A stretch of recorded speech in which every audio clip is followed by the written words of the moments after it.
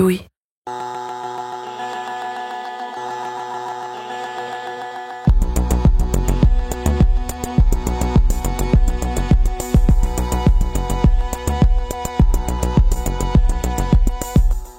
Si j'ai décidé de devenir journaliste, c'est en partie parce que je n'arrivais pas à choisir un seul secteur d'activité auquel j'allais consacrer le reste de ma vie. Est-ce que j'allais devenir ingénieur, ou prof, ou soignante ? Quand je faisais mes études, tout m'intéressait. La physique, les maths, l'histoire, le droit, la littérature. Quand j'ai pensé pour la première fois au journalisme, ça s'est imposé à moi comme une évidence. J'avais l'impression que je ne me fermais aucune porte, que tous les sujets qui m'intéressaient seraient à portée de main. Je pourrais faire des articles sur des découvertes scientifiques un jour, sur l'économie le lendemain et sur l'art le jour d'après. En étant journaliste, dans une certaine mesure, je peux jongler comme ça entre des sujets complètement différents et en étant salarié. Mais le plus souvent, pour les personnes qui sont comme moi et qui ont du mal à faire le choix d'un domaine auquel dédier le reste de leur vie, ça implique d'avoir différentes activités et différents emplois. Dans ce nouvel épisode de Travail en cours, Soukaina Kabal s'intéresse aux slashers, ces personnes qui exercent plusieurs métiers à la fois et qui sont par exemple photographes, /architectes d'intérieur, /masseurs. Et elle se demande à quel point ce mode d'organisation du travail, qui gagne du terrain depuis quelques années, est réellement émancipateur. Je suis Louise Emerlet, bienvenue dans Travail en cours.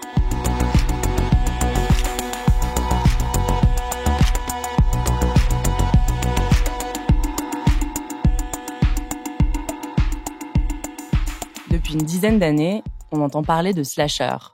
Ce mot désigne les personnes qui exercent non pas un, mais plusieurs métiers à la fois. Le terme est tiré de la barre oblique qu'on trouve sur les claviers d'ordinateur, le slash en anglais, qui permet d'énumérer plusieurs entrées qui n'ont pas forcément de lien les unes avec les autres. Parce qu'ils trouvent qu'un seul intitulé de poste ne pourrait pas contenir leurs multiples talents, parce qu'ils ne se voient pas fréquenter le même bureau tous les jours de la semaine, ils ont décidé de cumuler les activités.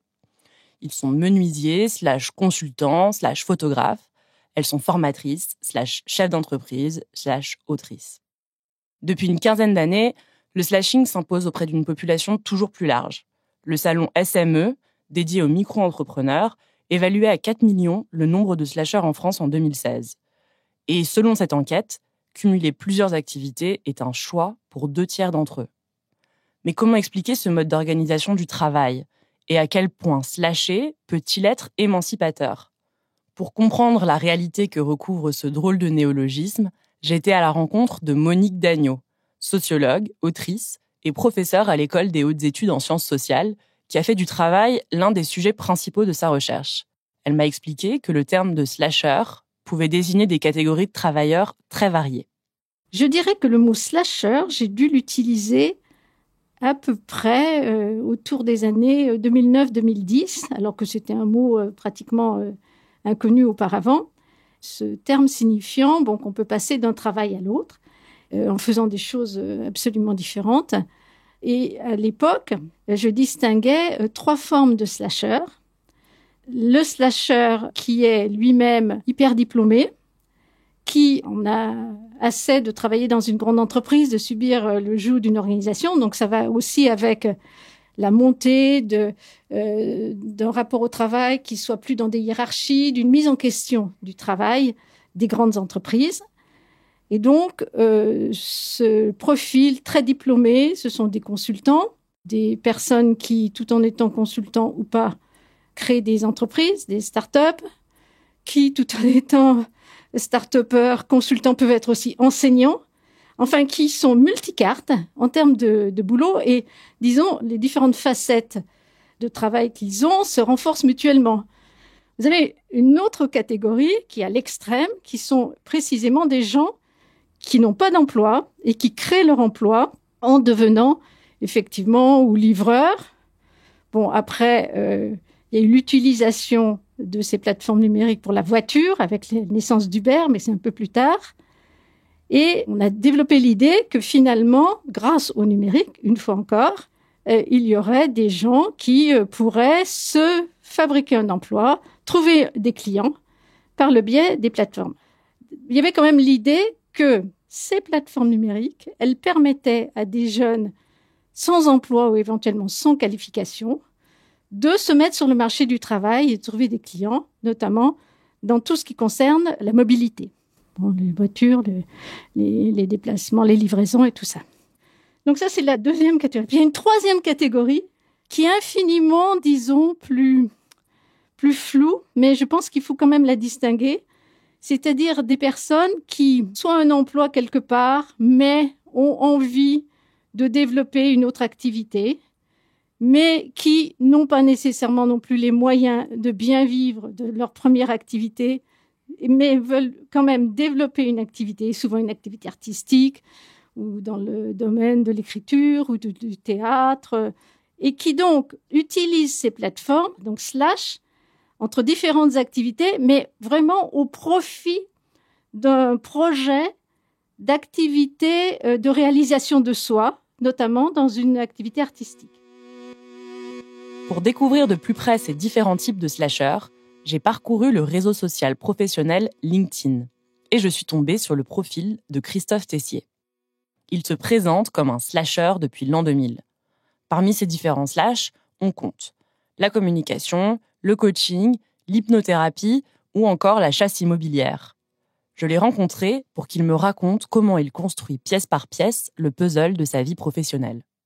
Le mot slasher, je l'ai découvert il y a, pour être franc, il y a 4-5 ans, pas plus. Parce que il fallait que sur les réseaux, je m'identifie. Et je voulais pas m'identifier soit comme thérapeute, soit comme coach, soit comme chasseur. Je voulais réellement quelque chose qui montre que je pouvais être un tout. Et ce terme-là, le slasher, les gens ont encore du mal à le connaître. Et c'est vrai qu'il y a pas mal de gens qui me posent la question, qu'est-ce que c'est un slasher? Et voilà. Moi, ça m'amène à me vendre et à vendre justement toutes les différentes prestations que je pourrais lui offrir. J'ai commencé à travailler en 2000 dans la presse magazine, donc dans tout ce qui était communication, mais surtout tout ce qui était création de magazines et essentiellement rock. Petit à petit, j'ai commencé à travailler en parallèle avec des agences de pub. Ce qui m'a amené petit à petit aussi à rencontrer de plus en plus de sociétés avec qui j'ai pu travailler encore plus globalement la communication, voire même tout ce qui était traitement de l'image et peut-être aussi tout ce qui était univers de la société. Mais pour pouvoir connaître et bien connaître et pouvoir définir l'univers d'une société, faut faire parler son dirigeant. Et pour faire parler un dirigeant, c'est pas si simple que ça. Donc il faut le coacher parce que le plus souvent la personne, même si elle transpire sa société depuis toujours, elle a du mal à en parler. Donc le but du jeu, c'était aussi de les coacher pour pouvoir en sortir un peu de l'essence même et pouvoir mieux communiquer de l'image de leur société. Donc petit à petit, je suis arrivé à faire du coaching. Et c'est en faisant plusieurs coachings assez pointus sur des dirigeants qui avaient une grosse masse salariale, je me suis aperçu que j'avais une très bonne écoute et que assez rapidement, j'arrivais à mettre le doigt sur ce qu'il fallait travailler. Et dans ma famille, il y a une personne qui a une école d'hypnose et qui m'a dit viens tester, viens t'occuper de notre com et en contrepartie, tu auras la formation. Je dis ok, super, pourquoi pas. Et petit à petit, donc j'arrive en 2020, je commence déjà maintenant à bien m'amuser en hypnose. Alors, ce qui est bien avec l'hypnose, c'est que on continue à avoir pas mal de gens complètement différents, de tout niveau social, et donc ça c'est très très bien. Mais après, on reste dans un cabinet, donc c'est bien, mais à force d'être assis, moi j'ai besoin de bouger. Assez récemment, pendant le Covid, cet arrêt au mois de mars, je me suis dit, OK, j'ai plus rien à faire, j'ai plus de clients, je suis freelance, donc je suis en stand-by. Qu'est-ce que je peux faire? OK, je prends une nouvelle formation et là, je deviens chasseur immobilier. Et en étant chasseur immobilier, je me suis aperçu que c'était exactement le même processus. C'est-à-dire que soit c'était une recherche, soit c'était une demande. Et quoi qu'il arrive, il fallait aller rechercher l'information, aller chez des gens ou aller écouter la demande d'une personne qui recherchait un bien. Mais quoi qu'il arrivait, c'était toujours pareil. Il fallait que j'augmente mon réseau pour mettre de la communication, mettre du coaching, mettre Alors, de la thérapie, pas trop, mais quoique, j'en ai récupéré quand même quelques-uns comme ça. Donc ouais, ça, c'est un peu des sauts de puce, mais je dirais que c'est des sauts qui peuvent aller aussi dans tous les sens. Il n'y a pas un seul sens. C'est ça un peu l'idée du slasher, c'est que on a 4 ou 5 métiers différents, mais tous ces métiers sont un peu imbriqués les uns des autres. Les slasheurs de la catégorie de Christophe Tessier seraient donc des gens qui font feu de tout bois. Des gens qualifiés, agiles, qui se pensent eux-mêmes comme des produits. Ils doivent pouvoir proposer des services complets en un temps record, savoir communiquer sur leurs talents et actualiser sans cesse leurs compétences. En écoutant Christophe, je me suis demandé d'où venait son besoin de cumuler ces différentes activités et quels avantages ce statut présente réellement par rapport au salariat. En clair, qu'est-ce que le slashing contient comme promesse d'une vie au travail meilleure ? J'ai interrogé Clara Deletraz, qui a cofondé Switch Collective, une école qui propose à des femmes et des hommes de suivre un programme pour faire le bilan sur leur vie professionnelle. Et pour elle, cela tient notamment à une raison. Le slashing s'expliquerait par une certaine insatisfaction rencontrée dans le travail en entreprise, qui revient souvent dans le discours des participants à son programme « Fais le bilan calmement », né en 2015 et qui rencontre un grand succès. Les grandes questions qui reviennent et qui en plus là sont vraiment intensifiées aussi avec la crise sanitaire qu'on vit ces derniers mois. En tout premier, c'est la question du sens, la question de l'alignement avec ses valeurs, la question de notre propre utilité. Donc la plupart de nos participants, ils ont quand même cette problématique de se dire mais en fait à quoi je sers quoi, à quoi je consacre mon temps qui en fait est la ressource non renouvelable la plus précieuse que j'ai à disposition. Donc cette question du sens, de l'alignement avec les valeurs, de l'utilité, c'est vraiment une de celles qui revient le plus. L'autre sujet qui revient beaucoup, c'est la question des conditions de travail et du manque souvent d'autonomie ou de liberté. De pas pouvoir s'organiser comme on veut, de se sentir un peu enfermé. Ça aussi, c'est accentué par la période actuelle, même avec les nouvelles possibilités là un peu offertes par le télétravail. Il y a aussi plein de gens qui arrivent en se posant des questions beaucoup plus larges que juste leur job, mais de se dire en fait, c'est quoi mon projet de vie ? Qu'est-ce que j'ai envie de faire ? Mais où est-ce que j'ai envie de le faire ? Où est-ce que j'ai envie de vivre ? Potentiellement, j'ai envie d'être plus au contact de la nature, ce genre de choses. Et avec ces questionnements-là viennent aussi des questionnements autour de l'équilibre vie pro, vie perso, du coup, et le fait de manquer de temps pour soi.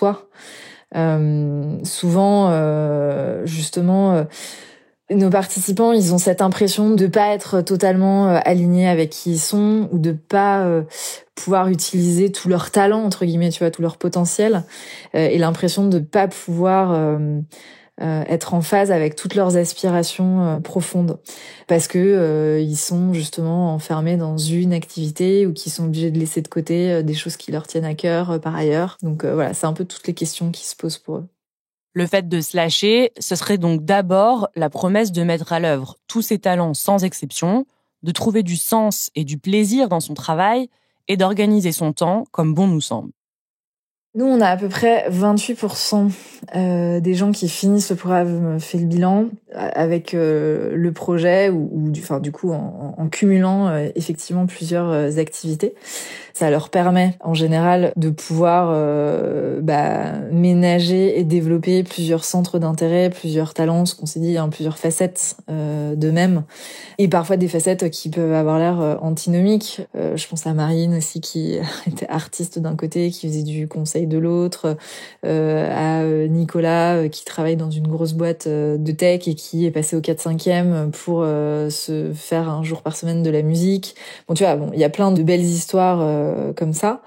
Et un des avantages aussi de ce mode de fonctionnement de cumul et de slash, à défaut d'être une situation qui a vocation à se pérenniser vraiment, à s'inscrire dans le temps, c'est que ça peut être une bonne transition. C'est-à-dire que, tu vois, avant de te lancer dans une toute nouvelle activité qui est pas forcément rémunératrice, justement, je sais pas si tu vas te lancer dans la photo ou dans le comédien, voilà, c'est pas simple quand même d'en vivre dès le début, en tout cas. Et du coup, ça peut être une très bonne solution que de démarrer en cumulant deux activités et en gardant, tu vois, une activité de freelance sur ton corps de métier d'avant, qui était peut-être un métier un peu plus classique, pour te maintenir un revenu récurrent, et puis en même temps de te garder du temps pour aller vers tes nouvelles aspirations. Donc cette flexibilité-là, ça permet de décorréler aussi l'activité de la rémunération en tant que telle, et d'imaginer un mix d'activités dans lequel certaines sont rémunérées et d'autres pas. Et aussi d'éviter de vouloir absolument tout faire peser au même endroit. C'est-à-dire te dire que t'as un seul métier, une seule activité, et que c'est elle qui non seulement doit t'épanouir à 100% du temps, et en plus te permettre de gagner ta vie. C'est possible aussi d'avoir un mix d'activités et que tu trouves ton équilibre global là-dedans. Monique Dagneau, qui a écrit avec Jean-Laurent Casselli l'ouvrage « Génération surdiplômée, les 20% qui font la France », paru aux éditions Odile Jacob, confirme que ses aspirations à l'autonomie, à la flexibilité et à l'autoréalisation sont des préoccupations très actuelles, et ce, pour une certaine catégorie de population en particulier. Une population qualifiée, éduquée, qui possède un capital économique et culturel solide, comme Christophe Tessier. On est d'autant plus porté à avoir cette exigence, cette volonté de se réaliser, d'avoir un bien-être à la fois physique et spirituel ou moral, enfin de se réaliser soi-même, qu'on a les cartes scolaires qui le permettent. Avant, avoir les bonnes cartes scolaires, c'est-à-dire un bac +5, +++, ou une école, etc., c'était un moyen de faire carrière dans une entreprise ou dans un secteur. Aujourd'hui, pour une partie, ça continue, l'idée de carrière n'a pas disparu, mais je dirais que l'idée de carrière, c'est quand même assez dévalué. Et l'idée, c'est plutôt de se réaliser dans le travail, même si c'est moins rémunérateur, plus aléatoire que de travailler dans une grande boîte. Auparavant, il y avait ce qu'on appelle un patriotisme d'entreprise, un dévouement envers une entreprise. On y faisait sa carrière. Bon, ça, c'était, je dirais, dans la période des Grandes Glorieuses. Donc, c'était une notion, à la fois, où il y avait une grande protection, puisque, a priori, vous restiez pratiquement toute votre vie dans la même boîte. Vous avez bénéficié, évidemment, de tous les avantages sociaux liés à cette boîte, mais en même temps, vous étiez asservi à la boîte. Et défendre son image, bon. Et puis, surtout, beaucoup travailler et se plier aux exigences de la hiérarchie. C'est vrai que cette vision du travail, elle a été beaucoup assombrie par les demandes de l'individu contemporain qui veut pouvoir gérer son temps, pouvoir voir sa famille, s'occuper de ses enfants, pouvoir décider de prendre une année sabbatique. Pour Christophe Tessier, le principal avantage de slasher, c'est justement d'être maître de son temps et de ses contraintes. C'est vrai qu'être slasher, c'est pour moi une liberté de temps, une liberté d'esprit, une liberté de mouvement, une liberté de penser.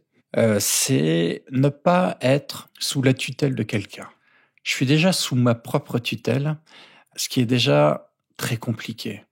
Non, mais ça veut dire que si je suis franc avec moi-même, il faut que je travaille sur tous les domaines pour pouvoir payer mon loyer. Le but du jeu, c'est payer son loyer ou pouvoir avoir un peu d'argent pour investir et ainsi de suite. Donc, il faut travailler. OK. Je pourrais aussi très bien dire que je travaille que 3 heures par jour et ça me suffit amplement pour payer mon loyer. Et payer que ça. OK. Mais il y a aussi une motivation. Cette motivation, on l'a si on va rencontrer les gens. Donc, si on a cette liberté de mouvement, de pouvoir sortir, de rencontrer, peut-être de prendre un café, peut-être de prendre son temps. Mais parfois, prendre le temps et de parler avec des gens, c'est ça aussi qui te permet de créer ton réseau, de prendre un nouveau contact. La personne qui veut dire, tiens, en fait, j'ai quelqu'un qui pourrait travailler avec toi, paf. OK, le prix d'un café m'a permis de récupérer un nouveau client. Donc, le fait de faire une pause pendant 1 heure m'a permis de récupérer un nouveau client. Voilà. Ça, c'est une liberté que tu n'as peut-être pas quand tu es salarié. Mais pour Christophe Tessier, la liberté se loge aussi dans le fait de pouvoir jongler avec son emploi du temps pour créer un calendrier adapté à ses envies, souvent à rebours de celui dicté par la vie en entreprise.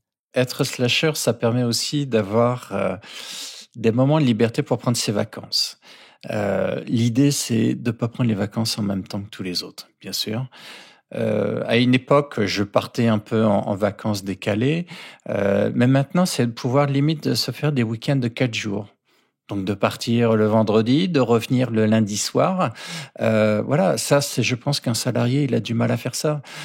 Par contre, moi, si je m'organise bien dans ma semaine, je suis peinard parce que je sais que le vendredi, je bloque tout. Je sais que le lundi, tout est bloqué. Donc, OK, je m'adapte et j'adapte mes horaires de travail pour que, quoi qu'il arrive, ces 4 jours-là, je sois tranquille. Donc, c'est aussi une liberté et une joie de pouvoir prendre ces temps libres quand on veut, sans devoir les poser 6 mois avant, quoi. Je sais pas ce que je vais faire dans 6 mois. J'en suis incapable. Limite, pour moi, je prends tout le temps des vacances. Dès qu'il y a des jours où je suis off, c'est une journée de vacances. Et il peut y avoir des semaines où je suis off toute la semaine. C'est pas pour ça que j'ai posé une semaine de vacances. Par contre, je sais que pendant cette semaine-là, je vais en profiter pour aller voir d'autres personnes, pour bouger, pour peut-être justement récupérer des nouveaux créneaux, des nouveaux jobs. Mais en même temps, c'est du bien-être, en même temps, c'est du plaisir. Il n'y a aucune obligation. Le statut de slasher contient en lui-même un idéal inspirant. Pouvoir faire œuvre de tous ses talents, faire rimer travail et plaisir, pouvoir s'organiser comme bon nous semble. Mais la réalité de ce mode de travail n'est pas toujours fidèle à toutes ses promesses, comme me l'explique Clara Deletraz. Il y a des écueils, il y a des choses qui sont pas simples du tout et qu'il faut absolument pas, sacraliser. Et nous, on fait très attention dans notre formation à pas vendre du rêve et à pas raconter aux gens que c'est facile de changer de vie, que c'est facile de cumuler comme ça plein d'activités, parce que c'est pas facile et ça vient aussi avec plein de challenges. Ce qui revient beaucoup quand on a ce type de profil ou de parcours, c'est la problématique de la dispersion. Tu vois, l'impression de se disperser dans tout un tas d'activités et du coup de diluer aussi un peu son impact, d'avoir l'impression aussi d'être expert de rien, de pas pousser les sujets à fond, de se sentir un peu parfois une impression d'illégitimité, de se sentir un peu imposteur. Ça, c'est le premier point que j'ai observé. Le deuxième qui revient beaucoup, encore plus que celui-là, c'est l'épuisement.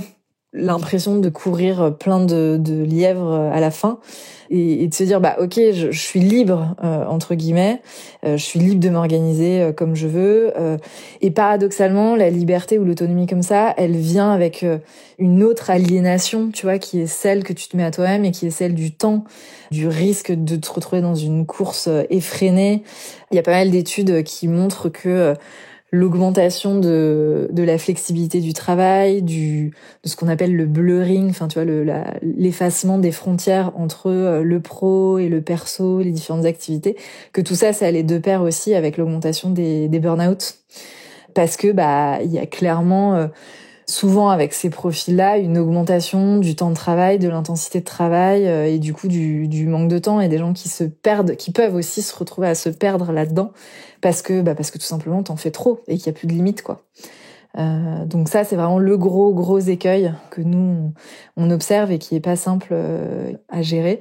Et après, au niveau matériel, pour tous ceux qui se lancent en 100% en freelance, il y a un vrai sujet par rapport à la liberté que ça offre, l'autonomie que ça offre, et en même temps les questions que ça pose au niveau de la sécurité, parce que il y a pas les congés payés, parce que il y a pas un salaire garanti tous les mois, parce que quand il y a une crise comme celle qu'on est en train de vivre, il y a pas le filet du chômage partiel ou du chômage tout court. Donc évidemment tout ça c'est pas évident, quoi. Ça pose plein de questions, et ça fait le lien avec le sujet de l'épuisement aussi que j'ai évoqué juste avant, parce que ça pousse ces gens-là à parfois en faire encore plus, toujours plus. Donc paradoxalement, à pas se sentir si épanoui que ça, si ça se met à déborder et à s'emballer, quoi. Le fait de se lâcher est un pari. Il faut pouvoir être solide dans les périodes où le travail s'accumule, comme dans celles où il se fait rare.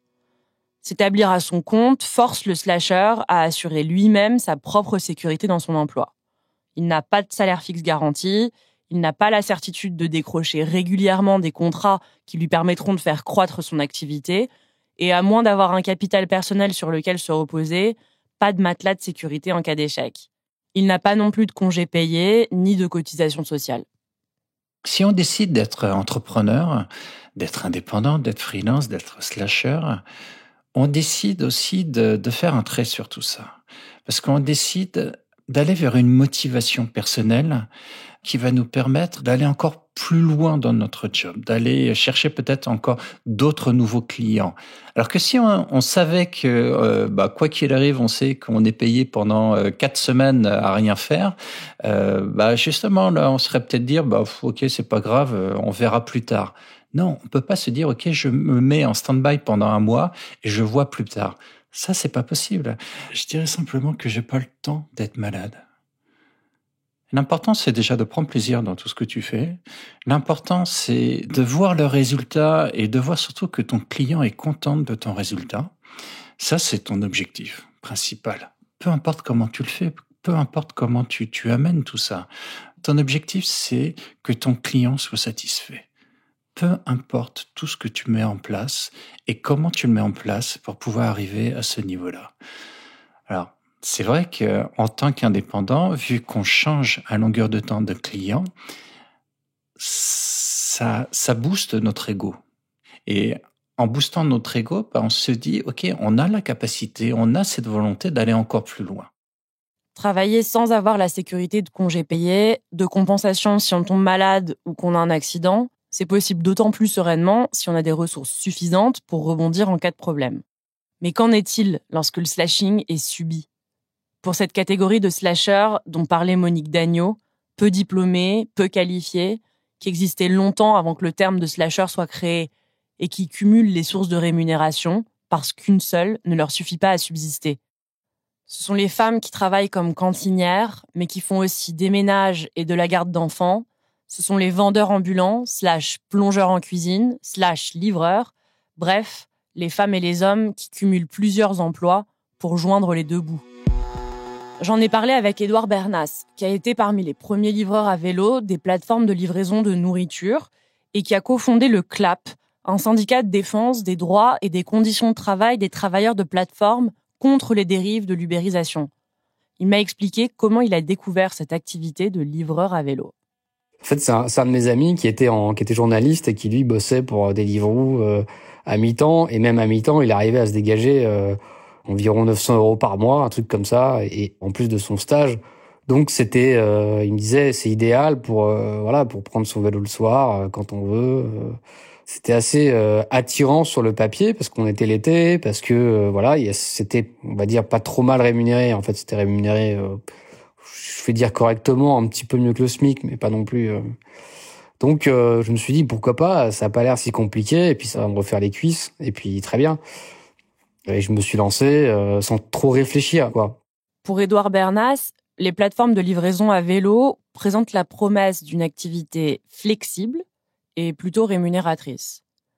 Mais rapidement, il se retrouve aspiré par une organisation du travail aliénante et qui maintient les livreurs dans un rythme épuisant. Ce qui s'est révélé dans les faits entre ma signature de mon contrat sur la plateforme et mes débuts sur mon vélo, c'était qu'il y avait un gouffre entre ce qui était vendu et la réalité du terrain. L'effort physique, ça, on s'y attend. Mais quand on se rend compte qu'on doit quand même travailler plus pour gagner un petit peu plus, on arrive dans un état physique un peu usé et on essaie de résister. Alors l'hiver s'installe, la pluie, et on apprend dangereusement à ne pas reconnaître et gérer les signes de fatigue. C'est une fatigue qui s'enchaîne, qui est stockée quelque part dans votre organisme. Et au bout de 8 mois, moi par exemple j'ai eu une espèce de burn-out complètement physique, quoi. C'est-à-dire que je pouvais plus pédaler sur ma fatigue. C'est-à-dire que je faisais en moyenne 360 km par semaine. Et un jour comme ça, à force d'être dans le froid, d'être dans la fatigue, quoi. Je pense que je m'en rendais moi-même pas compte, mais j'avais une tête terrible, quoi. J'ai un copain qui m'a dit mais jamais je t'ai vu avec cette tête-là. Et je suis arrivé devant mon vélo et je me suis mis à trembler, quoi. À littéralement trembler. Je me suis dit, ouais, c'est le froid, vas-y, prends ton vélo, c'est pas grave. Une espèce de réflexe comme ça, de continuer à... Et là, j'étais pris de spasme, mais j'ai vomi, quoi. J'ai vomi comme ça devant mon vélo parce que c'était mon corps qui me disait, j'en peux plus. Et là, j'ai véritablement compris qu'il y avait quelque chose qui allait pas. Et donc, j'ai annulé mon shift, je suis rentré chez moi et j'ai vu que j'avais perdu beaucoup de poids quand même. Et que j'étais devenu, alors j'ai toujours été quelqu'un de mince, mais là j'étais maigre, quoi. J'étais maigre et j'ai mis 1 semaine à commencer à récupérer, où je dormais 15 heures par nuit et je devais faire des siestes de 2-3 heures encore. Voilà, et je vous dis ça, j'avais pas encore 30 ans à l'époque. Si Édouard Bernas a fini dans un tel état, c'est parce que ses conditions de travail sont régies par un élément crucial de cette économie de plateforme, le tout-puissant algorithme. Pour le comprendre, il faut aller voir du côté du principe d'auto-accélération. La notion d'auto-accélération a été mise au jour par Stéphane Lelay et Fabien Lemosy, 2 sociologues de l'Institut psychodynamique du travail. Ils ont conduit une étude sur l'impact psychique de l'algorithme sur les travailleurs de plateforme. Au cours de leur enquête, ils ont remarqué cette stratégie mise au point par les livreurs qui consiste à adopter un rythme de travail suffisamment élevé pour saturer leur fonctionnement psychique. En quelque sorte, il s'agit pour les travailleurs de se transformer en robots. Un robot dont toutes les antennes sont dirigées vers la tâche à accomplir, avec pour objectif d'être le plus efficace et le plus rapide possible, au détriment de certaines règles de sécurité ou de l'écoute de son corps et des signaux d'alerte qu'il peut tenter d'envoyer. Édouard Bernas, qui a participé à cette enquête, me décrit précisément quelle forme prend cette stratégie d'auto-accélération. Quand vous êtes livreur, la première peur, c'est de pas subvenir à ses besoins. Et donc, quand vous gagnez pas d'argent, ça vous angoisse. Quand vous êtes sur votre vélo, vous êtes à vide, ça vous angoisse. Quand vous êtes devant un restaurant, ça vous angoisse. Vous devenez absolument stupide. Au bout de 10 minutes, vous mettez un coup de pression au restaurateur, quoi. Vous devenez complètement, dans une espèce d'auto-accélération tout le temps, où chaque minute compte. Mais c'est entretenu par la plateforme qui vous envoie souvent des notifications, qui vous note. Il y a des statistiques qui sont basées sur votre disponibilité, votre efficacité, et qui met en compétition les livreurs comme ça. Donc, quand vous êtes arrêté, vous êtes rentré chez vous, et hop, l'application va vous envoyer une notification pour vous signaler que, ce soir, il pleut, mais du coup, ils ont ouvert des créneaux pour élargir la flotte de livreurs, parce que quand il pleut, il y a beaucoup de commandes, et puis ils mettent un petit bonus. Alors du coup, vous y allez, vous êtes crevé, mais c'est pas grave, vous y allez. Et comme ça, il y a beaucoup de livreurs qui ont témoigné de trucs complètement débiles, où ils se réveillaient la nuit pour aller voir si, par exemple, il n'y avait pas des créneaux qui s'étaient libérés, quoi. L'auto-accélération que décrit Édouard Bernas, elle est en partie liée à l'algorithme. Mais j'entends aussi quelque chose qui fait écho dans le discours de Christophe Tessier, quand il me parle de son besoin de constamment acquérir de nouvelles compétences. C'est vrai qu'il faut tout le temps se former. Alors, se former, ça veut dire faire un peu des mises à niveau. Que ce soit des logiciels dans la communication qui sont des logiciels graphiques qui évoluent tout le temps. Donc ça, chaque année, quoi qu'il arrive, il y a une nouvelle version. Et si d'une année à l'autre, on n'a pas fait une petite mise à jour, ne serait-ce que comprendre quelles sont les dernières modifications qui sont arrivées dans le logiciel, on est très vite largué. Donc, il faut tout le temps se faire une formation. Maintenant, avec Internet, il y a plein de personnes qui font des tutos sur comment faire ceci ou cela. Donc ça, pour moi, c'est de la formation. L'idée, c'est que à chaque fois que j'ai un peu un trou, soit dans mes rendez-vous d'hypnose, soit dans mes chasses, soit dans ma com, je me dis, voilà, ça veut dire que ce moment-là, je dois le prendre pour apprendre. Soit apprendre des nouvelles choses, soit me mettre à jour sur des choses qui sont peut-être pas si évidentes que ça pour le moment. Et je me dis, est-ce que je peux être meilleur là-dessus ?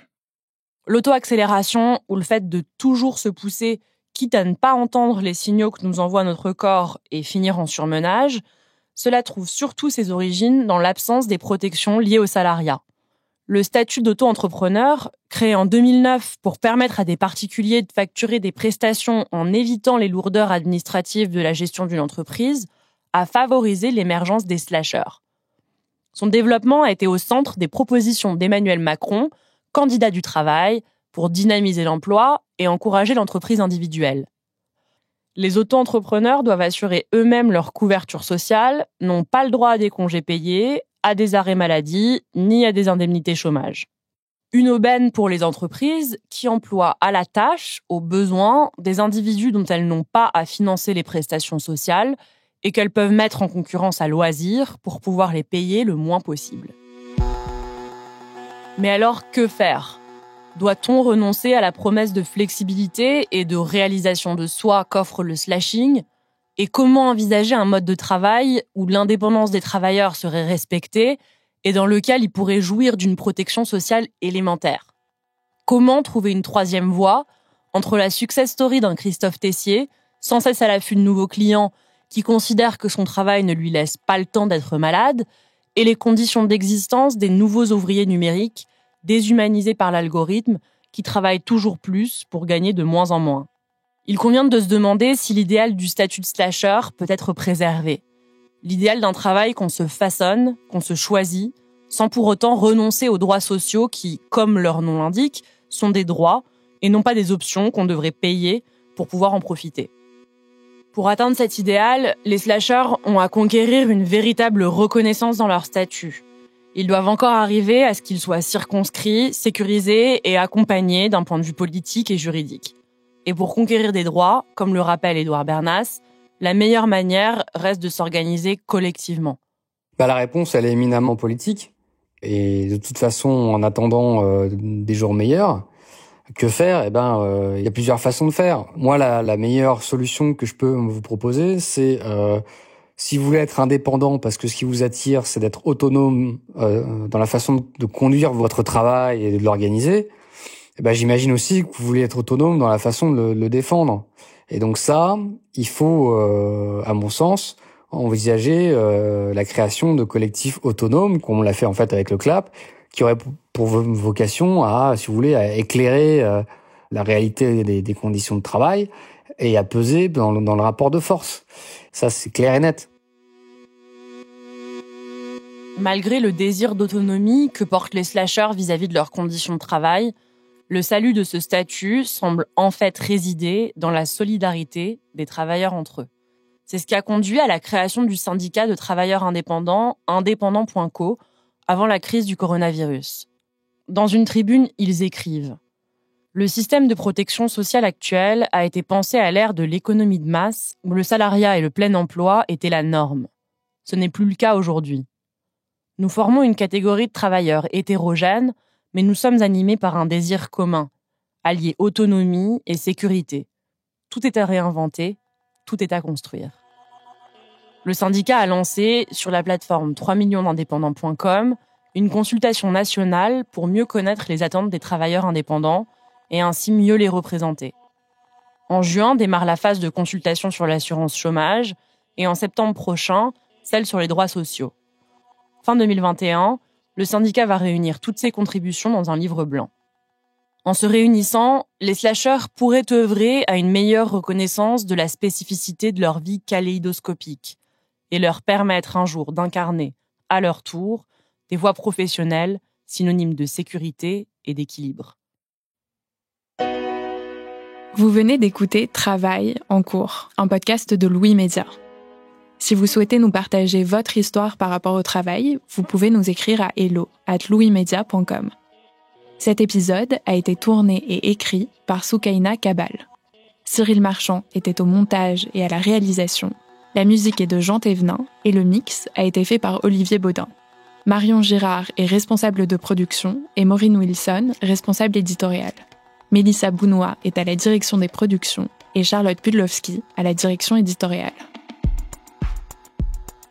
Travail en cours, c'est tous les jeudis et vous pouvez nous retrouver là où vous avez l'habitude d'écouter vos podcasts. Deezer, iTunes, Spotify, SoundCloud. Vous pouvez aussi nous laisser des commentaires et des étoiles. Et si l'épisode vous a plu, n'hésitez pas à en parler autour de vous. Et si vous aimez ce podcast, découvrez les autres podcasts de Louis. Émotion, le Book Club, Injustice, Passage. À bientôt!